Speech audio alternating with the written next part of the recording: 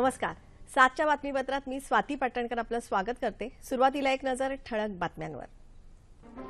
राज्य विधिमंडळाचं अर्थसंकल्पीय अधिवेशन 6 मार्चपासून, अर्थसंकल्प 18 मार्चला सादर होणार. उत्तर प्रदेश विधानसभा निवडणुकीच्या 5व्या टप्प्यात आज सुमारे 57% मतदान झाल्याचा प्राथमिक अंदाज. सफदर नागौरी या म्होरक्यासह सिमी संघटनेच्या 11 दहशतवाद्यांना जन्मठेपेची शिक्षा. गडचिरोली जिल्ह्यात वनविभागाच्या गोदामाला नक्षलवाद्यांनी लावलेल्या आगीत लाखो रुपयांचं नुकसान. सरकारी सुवर्ण रोखे विक्रीच्या 7व्या टप्प्याला आजपासून प्रारंभ.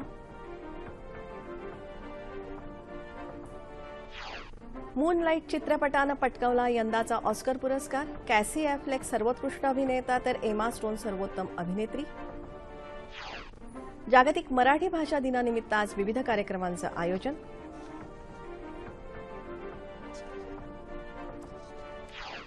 आणि नवी दिल्लीत सुरू असलेल्या विश्वचषक नेमबाजी स्पर्धेच्या 10 मीटर पिस्तूल प्रकारात जितू राय आणि हिना सिंधू जोडीला सुवर्णपदक. आणि आता सविस्तर वृत्त. राज्य विधिमंडळाच्या अर्थसंकल्पीय अधिवेशनाला येत्या 6 मार्चपासून मुंबईत सुरुवात होत आहे. कामकाज सल्लागार समितीच्या बैठकीनंतर विधिमंडळ कामकाज मंत्री गिरीश बापट यांनी आज मुंबईत बातमीदारांना ही माहिती दिली. या अधिवेशनात 18 मार्च रोजी राज्याचा सर्वसाधारण अर्थसंकल्प सादर केला जाईल असं त्यांनी सांगितलं. अधिवेशनाच्या प्रारंभी राज्यपाल चे विद्यासागर राव दोन्ही सभागृहांना उद्देशून भाषण करतील अशी माहिती त्यांनी दिली. पुरवणी मागण्या 15 मार्च रोजी पटलावर ठेवण्यात येणार असून 22 मार्च रोजी लेखानुदानावर चर्चा होईल. तसंच खातेनिहाय अर्थसंकल्पीय मागण्यांविषयी 24 मार्च रोजी चर्चा होणार आहे असं बापट यांनी यावेळी सांगितलं. अधिवेशनादरम्यान 2 प्रलंबित विधेयकं तसंच 6 वटहुकूम पटलावर मांडण्यात येतील अशी माहिती बापट यांनी दिली. नाशिक विभागीय पदवीधर मतदारसंघातून निवडून आलेले डॉक्टर सुधीर तांबे यांनी आज विधान परिषद सदस्यत्वाची शपथ घेतली. सभापती रामराजे नाईक निंबाळकर यांनी विधानमंडळातल्या समिती कक्षात त्यांना शपथ दिली. या सोहळ्याला विधानसभेचे अध्यक्ष हरिभाऊ बागडे, विधान परिषदेचे उपसभापती माणिकराव ठाकरे, विधान परिषदेचे विरोधी पक्षनेते धनंजय मुंडे, विधानमंडळाचे प्रधान सचिव डॉक्टर अनंत कळसे यांच्यासह काही आमदार आणि वरिष्ठ अधिकारी उपस्थित होते.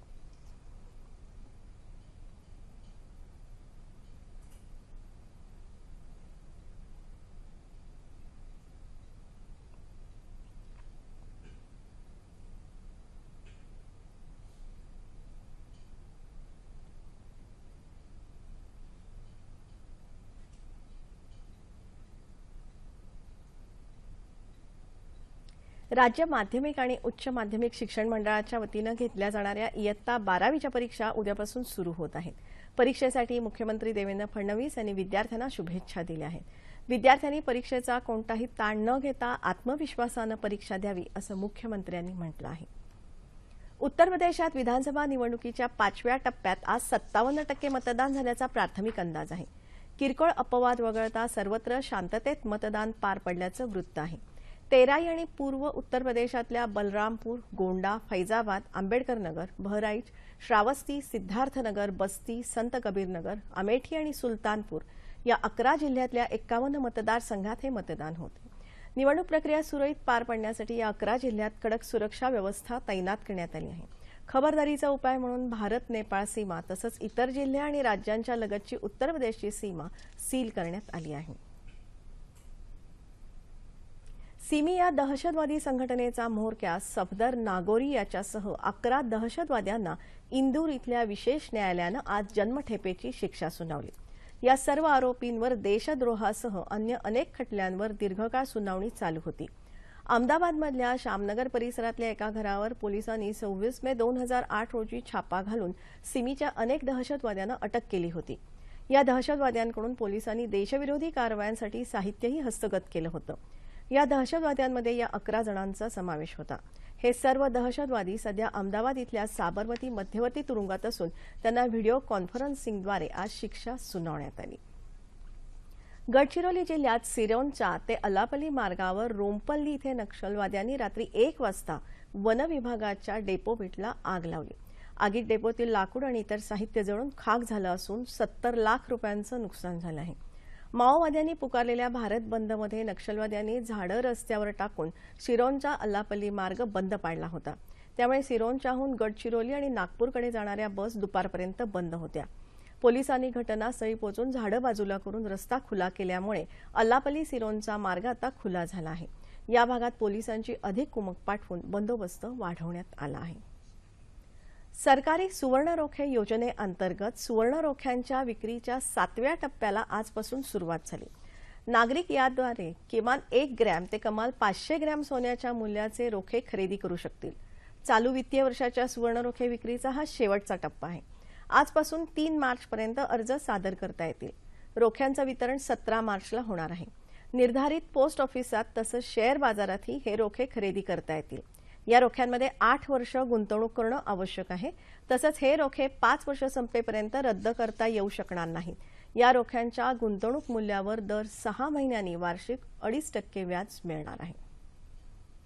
भारतीय नौदलाच्या शिरपेचातला मानाचा तुरा असलेली INS विराट युद्धनौका येत्या 6 मार्चला निवृत्त होणार आहे.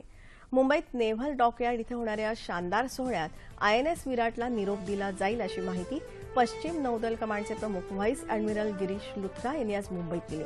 समारंभात विराट नौकेचा इतिहास सांगणाऱ्या पुस्तकाचं प्रकाशन होणार असून टपाल तिकिटाचं अनावरणही केलं जाईल. INS विराटनं आपल्या तब्बल 3 दशकांच्या सेवेत 27 वेळा पृथ्वी प्रदक्षिणा केली आहे.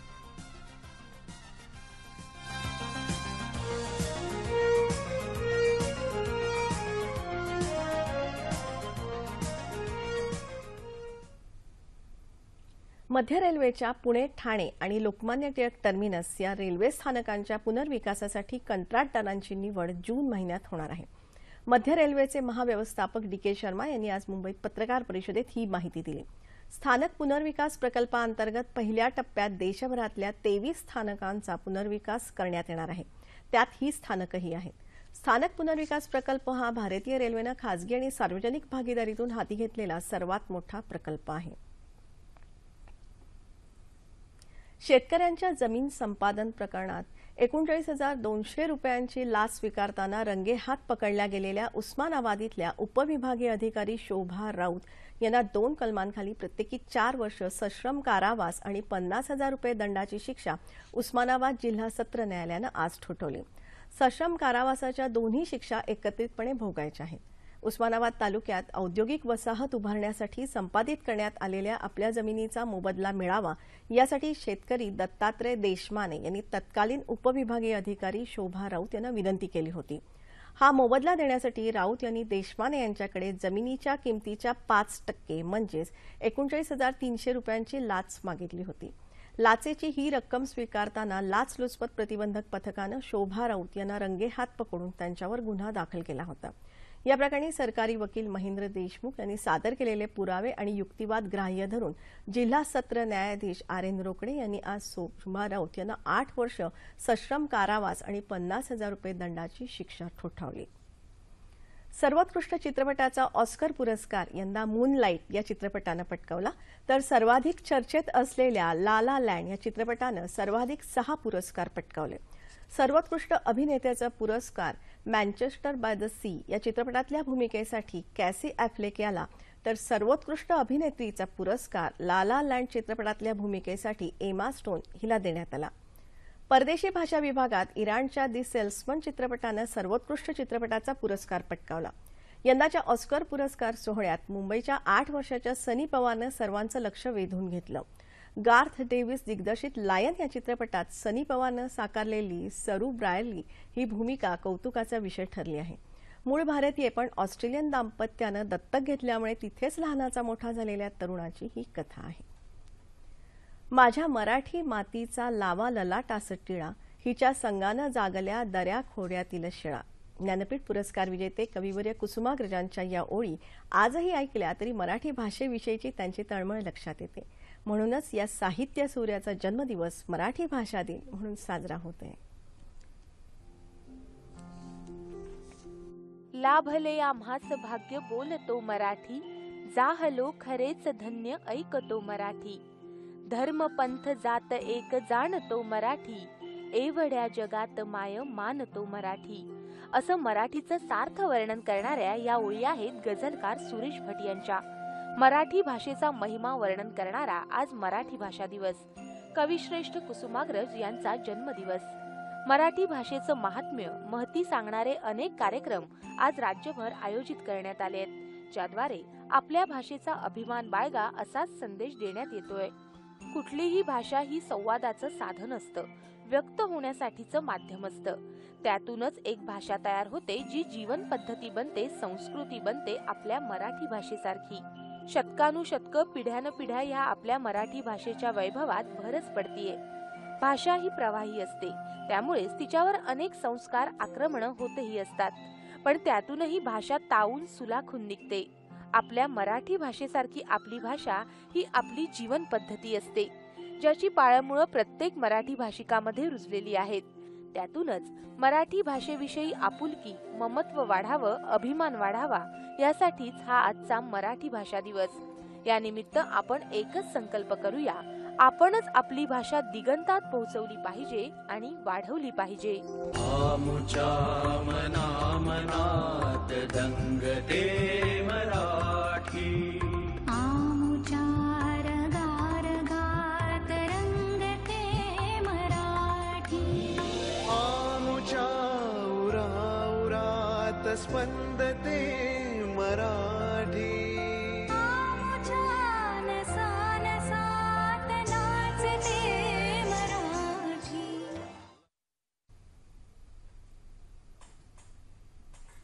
मराठी राजभाषा दिनानिमित्त राज्यभर विविध कार्यक्रमांचं आयोजन करण्यात आलं आहे. सोलापूर विद्यापीठाच्या वतीनं आज शहरातल्या 4 पुतळा इथून ग्रंथ दिंडी काढण्यात आली. विद्यापीठाचे कुलगुरू NN मालदार यांनी या दिंडीचं पूजन केलं. मुलुक मराठी मी मराठी अशा घोषणा देत महाविद्यालयाचे विद्यार्थी या दिंडीत सहभागी झाले होते. हिराचंद नेमचंद वाचनालयाच्या वतीनं ग्रंथ प्रदर्शनाचं आयोजनही करण्यात आलं होतं. दुपारच्या सत्रात माजी निवडणूक आयुक्त नीला सत्यनारायण यांचं माय मराठी बोलकी या विषयावर व्याख्यान झालं. धुळे इथल्या जिल्हा माहिती कार्यालयात मराठी भाषा दिनानिमित्त शासनाच्या लोकराज्य मासिकाच्या अंकांचं प्रदर्शन भरवण्यात आलं आहे.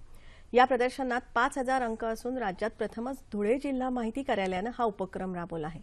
जिल्हाधिकारी दिलीप पांढरपट्टे यांच्या हस्ते प्रदर्शनाचं उद्घाटन झालं. मराठी भाषा दिनानिमित्त जळगावात हस्ताक्षर मार्गदर्शक किशोर कुलकर्णी यांनी विद्यार्थ्यांसाठी शुद्ध लेखन कार्यशाळेचं आयोजन केलं होतं. सुप्रसिद्ध साहित्यिक कुसुमाग्रज यांच्याकडून प्रेरणा घेत तसंच सामाजिक बांधिलकी म्हणून कुलकर्णी गेले 20 वर्ष राज्यभरात शुद्ध लेखनाची कार्यशाळा घेतात. नाशिक इथे कुसुमाग्रज प्रतिष्ठानच्या वतीनं देण्यात येणारा मराठी साहित्यातील मानाचा जनस्थान पुरस्कार ज्येष्ठ साहित्यिक विजया राजाध्यक्ष यांना प्रदान केला जाणार आहे. मराठवाडा साहित्य परिषदेच्या वतीनं देण्यात येणारा यंदाचा कविवर्य कुसुमाग्रज काव्य पुरस्कार ज्येष्ठ कवी सतीश काळसेकर यांना जाहीर झाला आहे, तर कवयित्री लीला धनपलवार काव्य पुरस्कार कविता महाजन यांना जाहीर झाला आहे. राज्य शासनातर्फेही आज मुंबईत गेटवे ऑफ इंडिया इथेही कार्यक्रम आयोजित करण्यात आला आहे.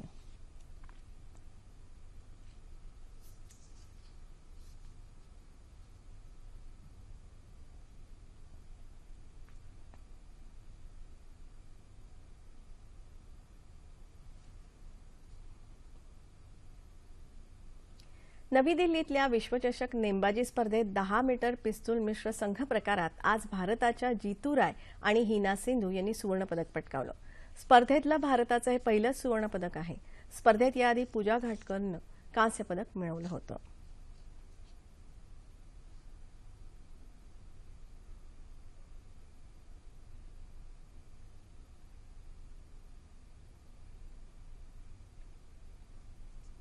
हवामान. कोकणात उष्णतेची लाट कायम असून येते 24 तास कायम राहण्याचा अंदाज हवामान विभागानं वर्तवला आहे. राज्यात येत्या 36 तासात हवामान सर्वत्र कोरडं राहील असा हवामान विभागाचा अंदाज आहे. तापमान अंश सेल्सिअसमध्ये. मुंबई कमाल तापमान 35, किमान 20. नागपूर 37, 15. पुणे 35, 12. औरंगाबाद 35, 16. नाशिक 36, 13. कोल्हापूर 34, 19. रत्नागिरी 35, 18. सोलापूर 37, 15. आणि अमरावती 36 आणि 17. ठळक बातम्या पुन्हा एकदा. राज्य विधिमंडळाचं अर्थसंकल्पीय अधिवेशन 6 मार्चपासून, अर्थसंकल्प 18 मार्चला सादर होणार. उत्तर प्रदेश विधानसभा निवडणुकीच्या 5व्या टप्प्यात आज सुमारे 57% मतदान झाल्याचा प्राथमिक अंदाज. सफदर नागोरी या म्होरक्यासह सिमी संघटनेच्या 11 दहशतवाद्यांना जन्मठेपेची शिक्षा. गडचिरोली जिल्ह्यात वनविभागाच्या गोदामाला नक्षलवाद्यांनी लावलेल्या आगीत लाखो रुपयांचं नुकसान. सरकारी सुवर्ण रोखे विक्रीच्या 7व्या टप्प्याला आजपासून प्रारंभ. मूनलाईट चित्रपटानं पटकावला यंदाचा ऑस्कर पुरस्कार. कॅसी ॲफ्लेक सर्वोत्कृष्ट अभिनेता तर एमा स्टोन सर्वोत्तम अभिनेत्री. जागतिक मराठी भाषा दिनानिमित्त आज विविध कार्यक्रमांचं आयोजन.